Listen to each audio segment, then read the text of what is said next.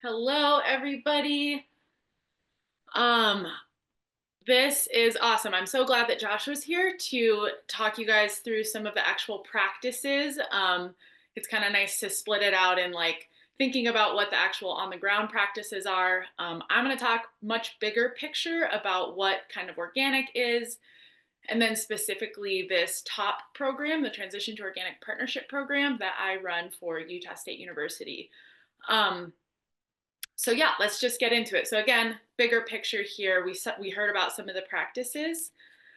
I really like to think of organic in kind of a couple of ways, or I like to get us on the same page of what we're talking about when we talk about organic. So of course, organic practices, as Josh kind of mentioned, like it used to just be food. Organic practices have been around for a really long time. They were kind of the default before. So what is organic agriculture as we think of it today? Um, and also, of course, I like to mention, there's organic material and carbon based, there's kind of the chemistry definition of organic. So we're talking about organic production and kind of this modern organic agriculture movement.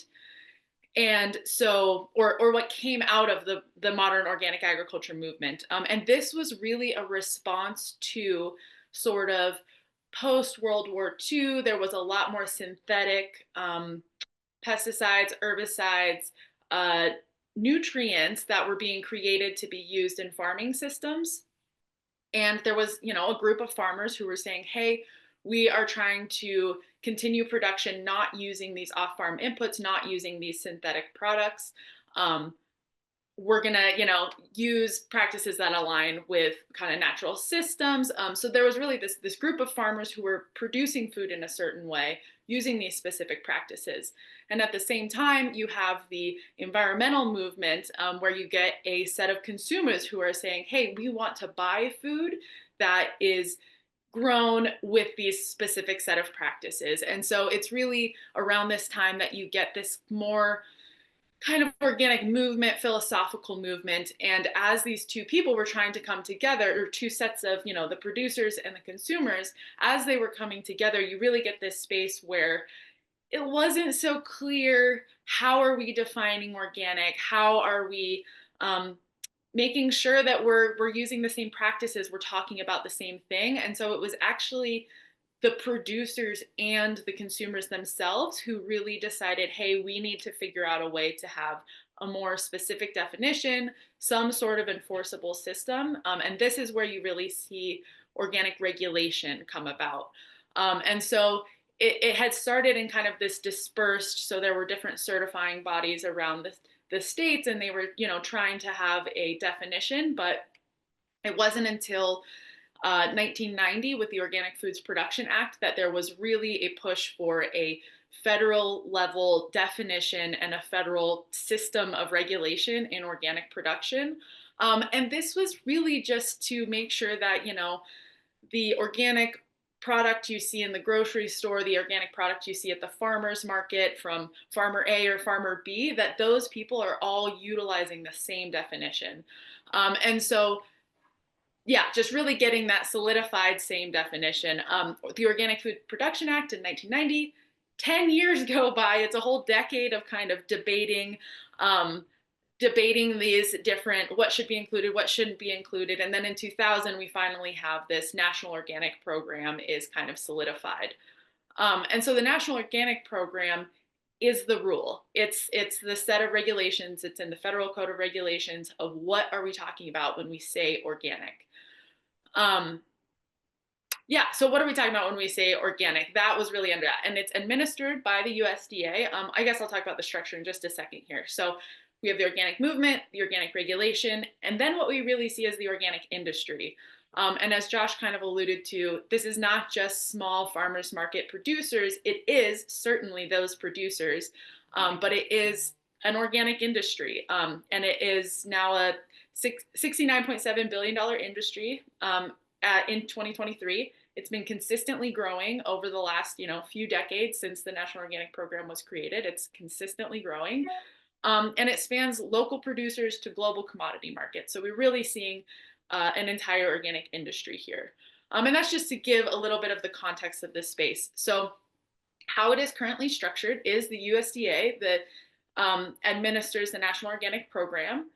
Uh, and so under the National Organic Program, or the USDA will then accredit certifying bodies. And these certifying bodies are then who the producers would apply to get certification. So you can be a livestock producer, you could be a crop producer, or a processor handler. There's also a scope that's a wild crop producer. So there are standards for all of these within the National Organic Program, and you can apply with a certifying body which is accredited to the same standard. It's up to you who you would get certified with, and yeah, so they could be it could be a state. So the State Department of Agriculture is a certifying body. It could also be a private certifying label like California Certified Organic Farms or Oregon TILF. So you could certify with these different accredited certifiers. I mention all of this just because I do really like to say, I think it can get a little confusing as a consumer when you see all these different products, and sometimes you see different labels on those products. But it really is all inspected to the same standard. Yeah, it's all inspected to the same standard. A note, I don't know exactly where to put this in, so I'm just going to say it here before I forget, because I know we have some smaller producers on right now. So there is an exemption within the organic rule. And so if you sell less than $5,000 in organic retail sales, you actually don't need to undergo certification. You can't use the USDA certified organic label, but you can kind of represent your products as organic. So I just like to mention that for folks who are kind of starting out and maybe just selling a little bit. You don't need to undergo the whole certification process, but as soon as you hit that $5,001, you do need to undergo the certification process in order to represent your products as organic. So maybe a little bit of a caveat, but I like to make sure it's in there. Oh my gosh. Okay, so I'm also going to try to go fast because I would love for you guys to hear from Penny. And Josh did a great job of covering a lot of this. So what is organic? We're kind of, it's been alluded to a lot here. But this is really my favorite definition of organic. It's from the Organic Agronomy Training Center, and it's 1, a set of production practices and principles rooted in natural systems, and 2, defined, regulated, and protected by the USDA. So organic provides a verification method for consumers and a market premium for farmers. And I love this definition because it basically covers those things I said in the last slide. It's the philosophy, the movement. It's also regulated by the USDA, and it is providing this marketplace for producers and consumers. I'm not going to spend much time on this, what it is, the checklist here. These slides will be available to you guys, but Josh really thoroughly covered this, so that's awesome. Just move on here. Benefits of organic certification. Again, we've covered some of this. But you're farming without the use of synthetic fertilizers and pesticides, which some people just kind of say, yeah, I just didn't want to use that stuff anymore. So it is allowing you to kind of explore farming in this way, and then gaining a premium from using those methods. It's kind of built into the regulation that you are farming in a way that is protecting natural resources and biodiversity. Organic is non-GMO, so sometimes there's redundancy in that label, and I think the non-GMO label functions a little bit differently, but organic is non-GMO at its core. So you're, connecting with consumers who are valuing these practices. And this next one I really like to emphasize because it's a tool for local producers to increase revenue and expand market opportunities. And what I mean by that is, if you're looking to distinguish yourself at a farmer's market, if you're looking to get into a grocery store, organic is really a way where you can kind of show that you've taken that next step, that you've kind of, if these practices are something that align with how you want to farm, like just take that extra step and kind of, you've taken that step to kind of certify yourself as organic, rather than just kind of, you have to re-explain your practices every time. It's kind of a shorthand for explaining what you do. And then of course you can use the word organic. You can use the USDA organic label if you are certified organic. Again, we'll kind of just go past that. So how would you actually go about getting certified organic? It's really gonna depend on what you're currently doing. So if you are currently using those prohibited materials that Josh kind of mentioned, you will need to undergo a 36-month transition period. So 3 years from the time of the last prohibited material application to the time that you can harvest and sell a crop as organic. So you would figure out kind of what you're doing now that is allowed or disallowed. You would start to think about what you would need to change to get certified organic and probably implement those changes. You would get in touch with a certifying body and kind of figure out, what their fees are going to be like, what their application looks like. They should all be pretty similar because they're, like I said, they're all being certified to the same standard. You would apply, which would include an organic system plan, which basically just outlines how you're maintaining organic production on your farm. Your certifying body would review the organic system plan and assess if you're ready for inspection. You would be inspected, and then they would say, yes, you are certified organic, or no, you aren't. And then every single year, you would need to pay a fee, update your organic system plan, and be inspected in person. It is not a small task to get certified organic. That is kind of why we're here, to help. That is part of the idea behind the TOPP program, is that it's not a small task. We are here to help. It can really help you kind of have good business practices, making sure you're tracking everything, making sure you know what's going where and when. And I like to emphasize this also, though, because it is a way that we are trying to maintain integrity in the organic system. Every single operation, every piece of lettuce you buy or bar you buy, every operation has been inspected in person every year and gone through this process every year. So it really is a way where we are truly trying to maintain some sort of integrity within this system. And I think that's really valuable, although we do try to make sure, or my goal is to kind of make sure that it isn't incredibly burdensome on producers. And a lot of it is just getting set up. Maybe we'll get a little bit of Penny's perspective on this, but a lot of it is just getting it set up, getting your mind around it, and then kind of after you have it going. So those first years are really, really maybe the toughest point. So I think, so the Transition to Organic Partnership Program is a USDA funded project in which we are just trying to expand the number and network of organic producers in the state of Utah and actually all over the country. So we're part of the West-Southwest region. And we are kind of in these areas. We're providing technical support, mentorship, community building, and workforce development. And I will just emphasize the mentorship in particular. So we have a lot of great technical resources. We are always here to answer questions. We have a website that's going up. We're hoping to have a bunch of Utah-specific organic fact sheets. But mentorship is really, if you are interested in getting certified organic, this is a space where we will match you with a certified organic producer. And over the course of a year, they're just somebody you can call, and kind of, it could be, maybe you already have the practices down, but you need some help with the paperwork. Maybe you need help with all of it, but we just want to make sure that you have somebody you can call who's actually on the ground doing it, because I am very familiar with the regulations, but I'm not farming. I'm not doing it every day. And so we want to make sure that you have somebody that you can connect with. And I'm so glad, I just saw in the chat too that I think Penny's mentee or farmer to farmer peer is on the call as well. So that's so fun that we have both a mentor and a mentee here today. But I believe next you'll be hearing from Penny. We do have rolling applications for the mentorship program. So anytime you want to apply, reach out to me, get on our website, and you can apply for this program. Thank you. Sorry, I spoke so fast, but I want to hear from Penny. Yeah, Penny, go ahead. So Penny is our grower, our surprise, in the end of the of the section. Actually, we as researchers, extension specialists, we could give you a bunch of information, we could be talking here the whole day. But I think it's very, very important to have someone, a real world person who can tell you things that we cannot tell, the everyday life experience. So that's why I invited Penny to be here today. Thank you, Penny, for your, for being willing to be here. Questions we will have some time for questions in the Q&A still. But yeah, it's with you, Penny.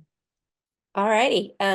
What I have up in front of you is our farm's website, and I'm going to be asking Ruby, I assume, to click through that because I was not technologically competent to be able to handle that myself. So there'll be a little bit of interaction between me and someone else helping me with that. And thank you, Ruby, if you're doing that. I want to say a couple things before I instruct you, if that's all right. My name's Penny Trinca, and I am representing First Frost Farm.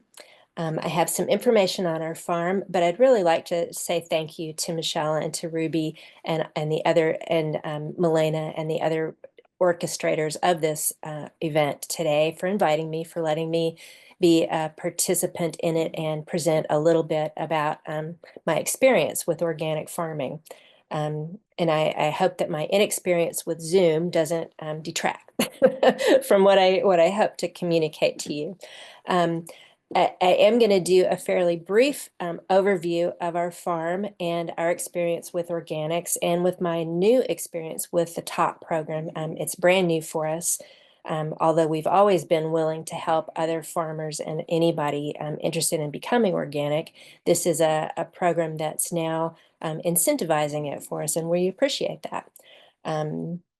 Let's see. And so it's just going to be a quick overview of our farm, and then either Michele can direct me in some directions for questions, or we can address questions in the Q&A section, or you are all welcome to email us questions at our email address, firstfrostfarm@gmail.com.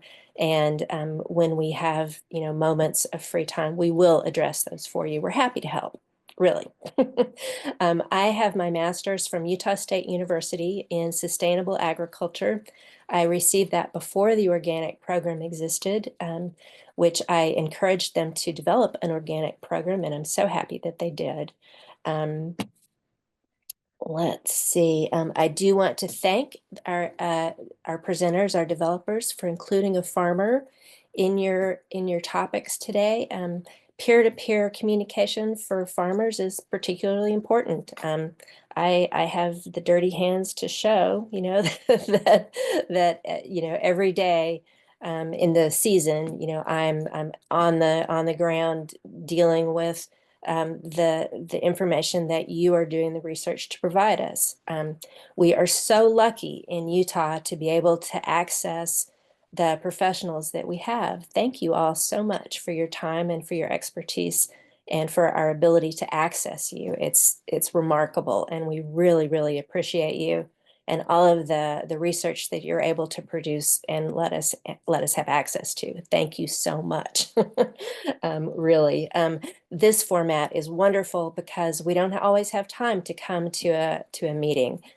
But having this be online is great. I'm, in the comfort of my home, and that's wonderful.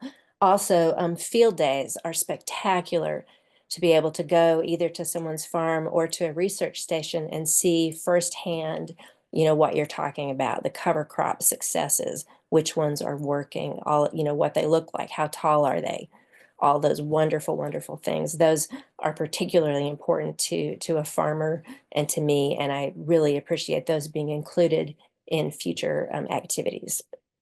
Let's see, I'll move on from that just to talk about our farm a little bit. And Ruby, if you wouldn't mind scrolling down on this page. This is our website that we've developed. We run First Frost Farm with a team, myself, Penny Trinca, our farm partner, Ryan Moore, and my husband, Bill Maslick. The three of us work pretty much full time. And then we hire a couple of additional part-time staff people to help us with other tasks, harvesting, maintenance, weeding, all the other stuff. This website is a new one for this year that has some tabs about what we are and how we market and things like that, which I'll talk to you a little bit more about in just a minute. Ruby, if you'd go on down to the lovely video. This is a lovely drone video, and everything looks better when it's in slow motion. But it was at a beautiful time of year, and it illustrates some remarkable things about our farm. that we have the most beautiful soil available in northern Utah. We're in Cache County, and it illustrates a few of our growing practices as well.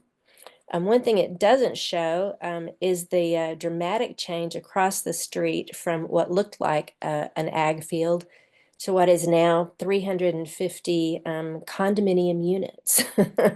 They are right there where you see something that looks sort of like sand piles or gravel piles. That's now 350 dwelling units, which, you know, I could certainly say terrible things about the conversion of ag land to non-ag uses. But on the other hand, that's approximately, you know, 900 new customers for us. That's good, Ruby. If you would go back to the top of that website. Thank you so much. And let's see. So that was a bit of an overview of our farm. We're on 5 acres. We intensively cultivate about 3 of those acres. Our farm is in a low, cool location. This last year, we froze every month of the year, including July, including August. It was quite a year for us. And so you'll see that we have one high tunnel that we've had for many years. It was purchased with an NRCS matching grant. And then this next year, we're adding 2 more, Matt, to be able to control our environment more closely so that we can have a safeguard on our production so that we don't have years where we go, oh, okay, no tomatoes this year. And so we really appreciated hearing from you and your presentation on those variables. That was awesome. Let's see what else. We grow about 30 varieties of crops, you know, kinds of vegetables. Our main income and main crop that we grow are about 23 varieties of garlic. We grow, our next most important crop to us is lettuce. We grow, oh, Ryan is going to fill in some information for me over in the Q&A or in the chat section with numbers that I don't have too handy. Probably 15,000 heads of lettuce. Maybe it's higher than that. Other cool season crops, spinaches, greens, broccoli rabe, Asian greens, carrots, beets, things like that. And then after that, then, and in those protected areas, we grow the warm season crops, tomatoes, peppers, cucumbers, that sort of guy. Very few melons because they're really difficult for us. And then herbs and flowers, a lot of basil, things like that. And then we also are supported by some value-added products that we grow. Just a couple more things, and then I'll stop talking and we can, you know, direct this to anything else you'd like. Why we grow organically. For us, when we started this in 2002, by the way, it was the first year of the organic program in Utah, is that we value a growing system that that that gains us an economic viability from our production from an ag system, but also enhances the environment that we live in. We consider as a success, you know, all of the wildlife that lives with us and the health of the habitat that that wildlife is in. We have an actual creek that goes through our property, and that riparian health and the number of swallows that we grow every year is part of what we count as a success. So that's been very important to us in the decision to grow organically.